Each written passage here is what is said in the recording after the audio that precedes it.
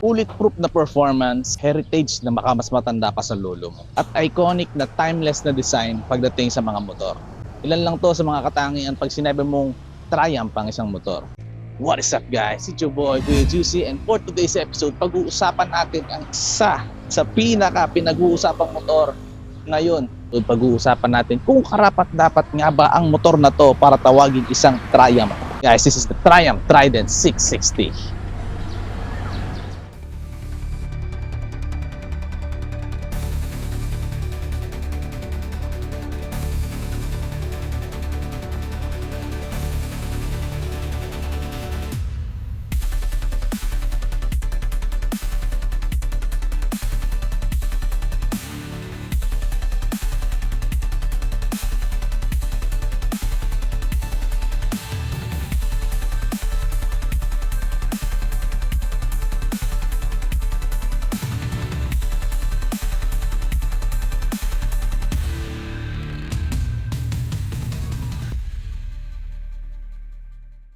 Mula ng debut nito noong 2021, isa talaga ang Trident 660 sa mga pinagkagulong motor dito sa Pilipinas.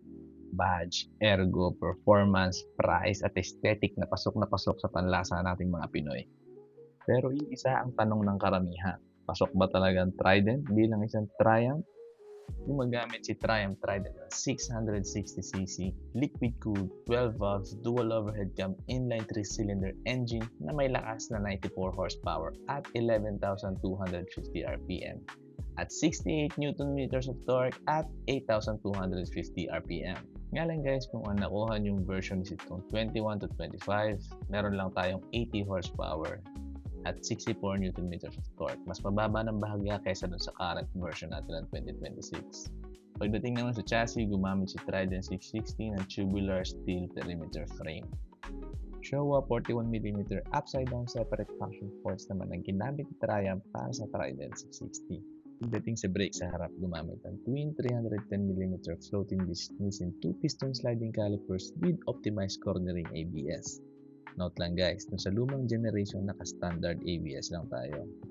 Suspension sa likod, preload adjustable monoshock, and yung rear brake niya ay gumamit ng single 255mm disc Nissin single piston sliding calipers. Gumamit si Triumph ng 17 inches cast aluminum wheel sa harap at sa likod. Stock tire size na 120/70 sa harap, habang 180/55 naman sa likod. Note lang guys, Michelin Road 5 yung ginamit ni Triumph dito sa Trident. Pasadong-pasado sa corners dahil meron lang siyang 1,401mm na wheelbase.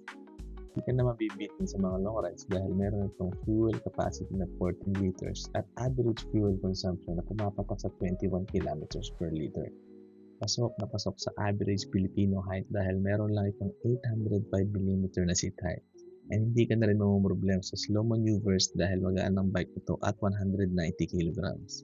Specs, electronics, and riding aids. Gumamit si Trident ng multifunctional TFT color display with integrated Triumph connectivity system. So dito pwede mo siyang gamitan ng turn-by-turn navigation, i-navigate mo yung phone, tsaka yung music control.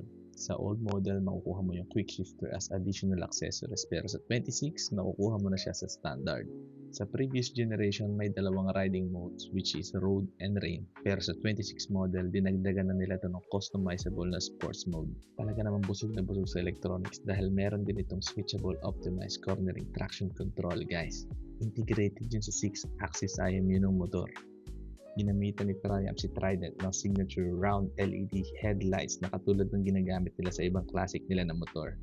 Pag nagawi ka naman sa likod ng Trident ay mapapansin mo ang medyo sporty na LED taillight sa likod. Nakitang-kita mo bagay na bagay dun sa tail section ng motor. Napakalinis tingnan.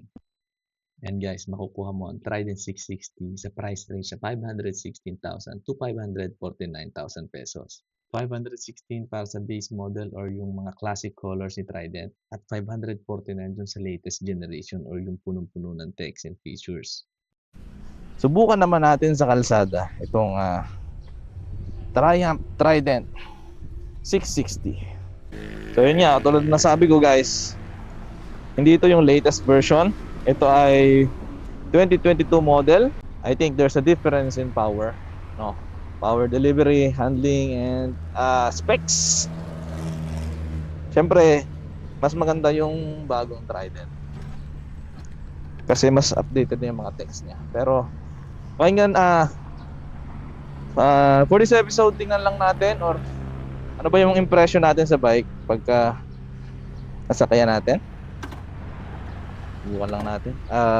Pag-upo natin sa bike, mababa yung seat height, maliit yung feeling ng motor, malaking lapad yung feeling ng CB. Yun nga pala guys yung CB na ginamit natin or ni-review natin, hiram natin ni Paring Bojo. So ito kay Paring Joshua, subukan natin.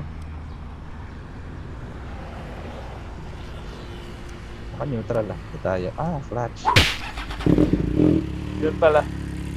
So isa sa mga safety feature ni Triumph, kailangan clutch mo muna bago mo start. To which ay hindi naman yun kailangan sa ibang motor. Ay, i-clutch pa more. Ito ang sinasabi ko, na pag nasanay ka sa i-clutch, yari ka, di ba? Tayo, naka-i-clutch tayo, di ba?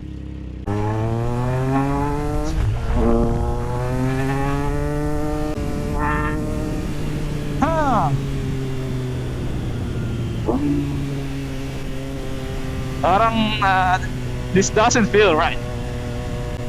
Unahin muna natin sa ergo ng bike. Sobrang relax ito. Siyempre, naked, tas handlebar yung gamit natin. Napaka-relax ng riding position.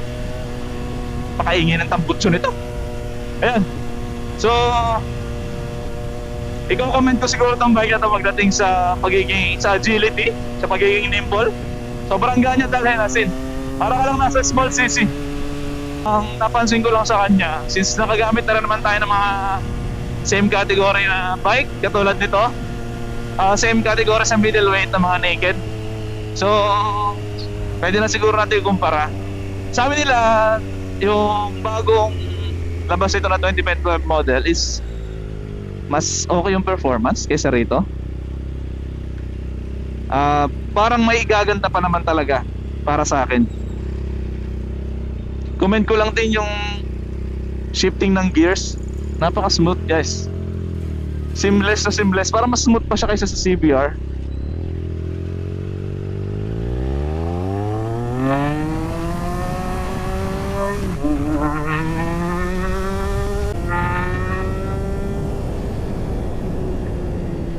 Napaka smooth guys. Isa lang din sa napansin ko is yung throttle response nga. Sobrang common naman na sa mga Trident, no? Lalo yung 22 to 24 model. You know, seamless yung yung pag-shift Sarap sa feeling. But performance, I think may gaganda pa compared sa mga same category katulad ng CB and yung NK. I think they perform better. Feeling ko mas may torque pa si CB kaysa rito sa low end. To which is dapat mas malakas to sa torque sa low end, di ba? Sa low RPM. Kasi 3-cylinder siya. Yung braking niya, okay naman. Ayan. Mas maaga lang nag-i-engage yung ABS ni CB CBR o CB para sa akin. Pero para sa akin smooth siya. Sigurado namang reliable yung braking nito kasi Triumph to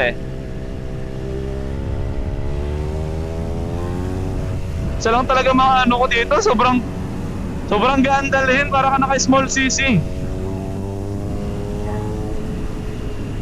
Hindi ka naman mabibitin sa power. Ang problem is kung nakahawa ka na ng ibang motor, I think mas okay yung mga competitor niya. Hindi ko lang masubukan pa yung 25 model. Kaya siguro madami nagbebenta nito at pinagpapalit to sa bagong model. Kasi almost same lang yung almost same lang yung price. Pero alam mo yun, solid na solid yung yung bagong model nito. Yung quick shifter pa naman ginawang standard hindi ka naman na solid. Short lang naman yun, short review lang naman. Ito talaga mako-comment ko rito, yung gears sobrang smooth. Sa performance, I think pag nasubukan natin yung 25 model, mas okay. Mas maiintindihan natin. Pero dito, I think this one, mas okay yung competitors. Siguro soon, pag meron tayong mahiraman ng 25 model, hiram tayo. Pero napakaraming colorway nung nakakatuwa. Pero I think all in all, this bike is good para sa beginner, para sa intermediate rider. I think sasatisfy naman kayo rito. Final verdict natin, Triumph Trident 660. Karapat dapat ba siya bilang isang Triumph? Of course, kasi tingnan nyo naman kung gano'ng katindi ang aesthetic at ang quality ng bike na to.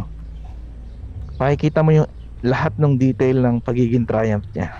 As in, unlike dun kay Daytona, it feels plastic in the flesh eh. Ito solid eh, parang compact na talagang Triumph na Triumph yung itsura at saka yung feels.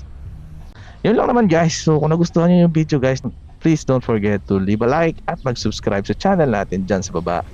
Again, this is Kuya Juicy and peace out.